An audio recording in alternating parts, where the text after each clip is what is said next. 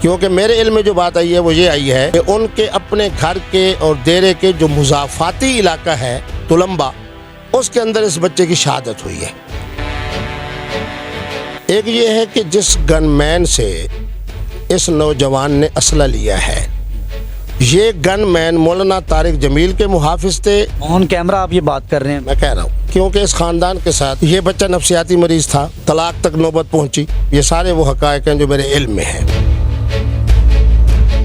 مولانا طارق جمیل صاحب کے خاندان کے تمام، ان کے بھائی، ان کے بھتیجے، ان کے بھانجے، ان کے سسرال والے، ان کے میکے والے، ساروں کا ایک روحانی تعلق میرے بزرگوں کے خاندان سے ہے۔ مدثر کی باتوں کو لائک کریں، سبسکرائب کریں اور بیل آئیکن کو پریس کریں تاکہ نئے آنے والی اپڈیٹ آپ تک پہنچ سکے۔ وعلیکم السلام۔ صاحب بہت شکریہ آپ کے قیمتی ٹائم کا۔ سوشل میڈیا پہ ایک بڑا معاملہ دیکھا جا رہا ہے کہ طارق جمیل صاحب کے بیٹے کی جو ہم میں نہیں رہے، ایسی کچھ خبریں ہیں۔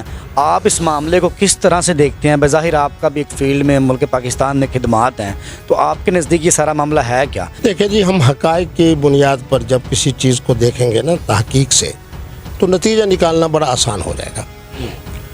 حقیقت ہے کہ یہ نوجوان مولانا طارق جمیل صاحب کا بیٹا ہے۔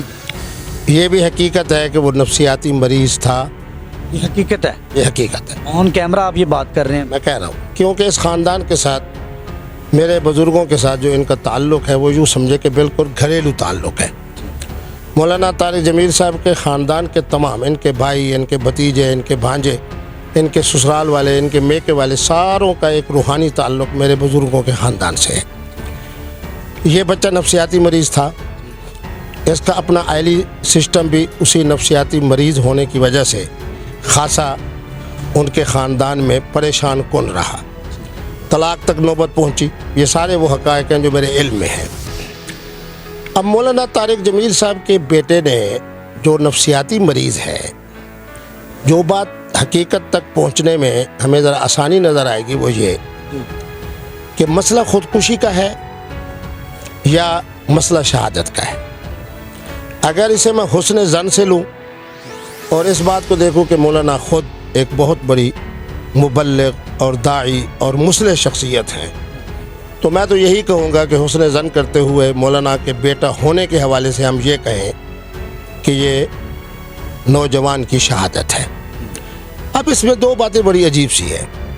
ایک یہ ہے کہ جس گن مین سے اس نوجوان نے اسلحہ لیا ہے، یہ گن مین مولانا طارق جمیل کے محافظ تھے، یہ اس بچے کے محافظ تھے۔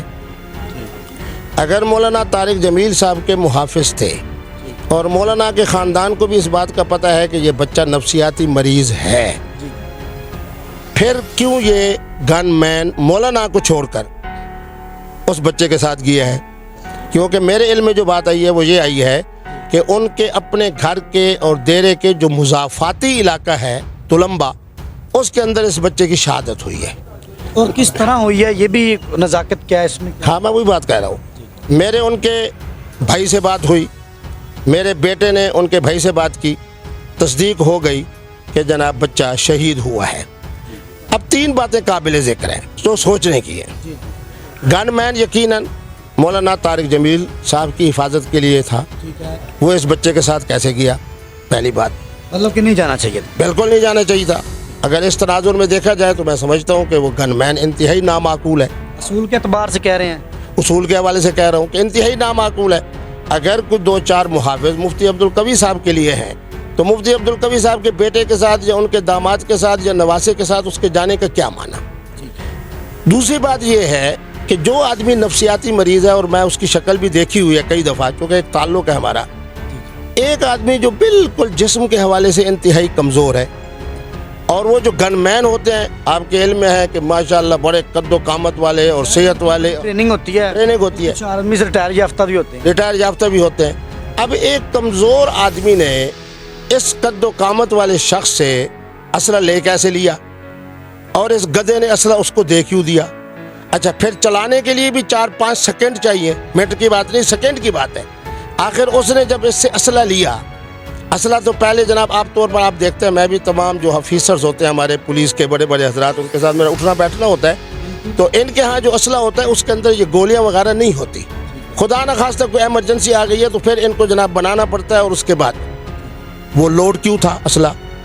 दूसरा ये है कि 2, 3, 4 सेकंड चाहिए एक ऐसे आदमी को जो नफसियाती मरीज़ है, उसने अपने ऊपर तान भी लिया।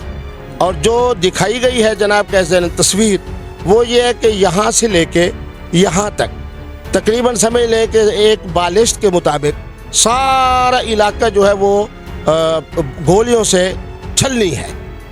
अब कहीं कहा जा रहा है कि एक गोली चली, एक गोली से तो इतना इलाका छलनी नहीं हो सकता। वो जो तस्वीर वायरल हुई है और एक किसी सिविलियन शख्स का ये ट्वीट है कि ये तस्वीर जो है वो असल है ही नहीं, तो इस पे क्या ग्रिप है आपकी, आपके नज़दीक ये मामला क्या है?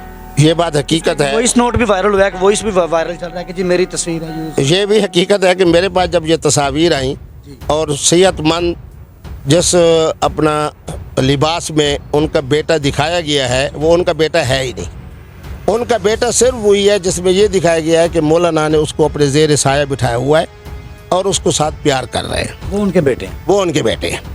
अब सूरत हाल ये है कि अब हम आ जाते हैं एक दीनी मामले की तरफ। जो कुछ भी हुआ ये सारा मामला उसका अब अल्लाह के साथ है, दुनिया से चला गया। अब मुझे भी यही कहना चाहिए, मौलाना तारिक जमील साहब को भी यही कहना चाहिए, पुलिस को भी यही कहना चाहिए, आप जो हजरात हैं सोशल मीडिया वाले जिनको लोग सुनते हैं देखते हैं, उनको भी यही कहना चाहिए कि नौजवान जो है उसने जामे शहादत हासिल की है, उसने ख़ुदकुशी नहीं की। क्योंकि बहैसियत मुफ्ती होने के मैं मसला भी बता दूँ, अगर खुदा न खास्ता पुलिस ये कहती है कि उसने ख़ुदकुशी की है, अब फिर ये मसला आ जाएगा फ़िकी तौर पर अहले सुन्नत के यहाँ भी और अहले तशय्युह के यहाँ भी, जो ख़ुदकुशी कर ले उसका नमाज जनाजा नहीं। और यकीनन नमाज जनाजा मौलाना तारिक जमील साहब ने ख़ुद पढ़ाना है। अब माना क्या होगा कि मेरा मुल्क वो खुश नसीब है, मैं पूरी दुनिया में जाता हूँ ना तो मैं कहता हूँ कि शेखुल इस्लाम वहाँ एक होता है, मुफ्ती आज़म एक होता है। यहाँ हमारे यहाँ हर मसलक अपना मुफ्ती आज़म है। बहरहाल ये दर्द दिल की मैं बात कह रहा हूँ। अब जब मौलाना तारिक जमील साहब ने इस बात के आने के बाद जो RPO साहब ने बात कही कि ख़ुदकुशी हुई है, अब मौलाना तारिक जमील साहब अगर जनाजा पढ़ाते हैं, और यकीनन जनाजा पढ़ाएंगे क्योंकि मेरे बच्चे ने जब उनसे रब्ता किया तो उन्होंने कहा कि कल इतने बजे नमाज जनाजा है। बेटे ने रब्ता किया? मेरे बेटे ने जनाब रब्ता किया तो उन्होंने कहा कि कल इतने बजे नमाज जनाजा है। बच्चा भी मेरा तारिक जमील साहब से हुआ है, उनके भाई से। अच्छा, बच्चा जो है वो फैसलाबाद से चला गया अब नमाज जनाजा में शिरकत करने के लिए।